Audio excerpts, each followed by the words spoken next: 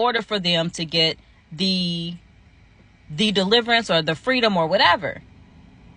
And I'm sitting with this and I'm like, so what are we doing? And I'm like, eventually, y'all, as I'm sitting with this for hours and hours and hours, I'm like, Holy Spirit, like, what? I'm not getting anything. I can't figure what's wrong with, are we changing the process? Like, what is it? And then what hit me was, she has to forgive herself.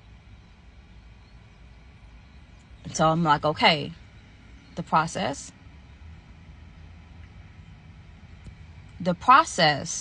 isn't her forgiving him or whoever the other person is.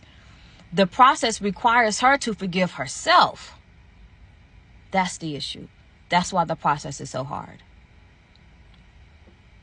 And then I sat and I started to think about, do you know the analogy? And I don't like how people, the analogy that people use, but how they say that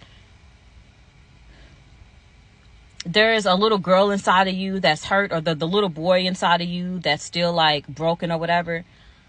To me, I don't like using the little girl analogy, because to me, what they're referring to is the pure soul. The pure soul who's on assignment, who is perfect, who knows the calling, who's on a mission, who just wants to do what God told them to do, and who knows exactly who God said that they are. That is who's being let down. Now, when you are a child, of course, you don't have a say-so at like the environment, like what you allow. But when you get older, you are fully responsible for your pure soul, for that little girl. And what was being revealed was that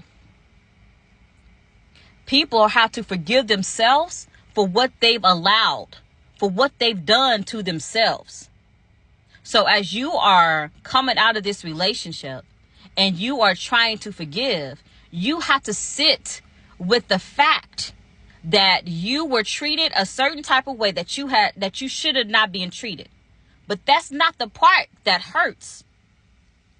What hurts is that you knew you deserved better.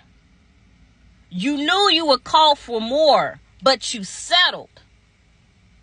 And that they're like let down your soul, your spirit, and you have to come face to face with what you've done or what you've allowed your spirit to go through.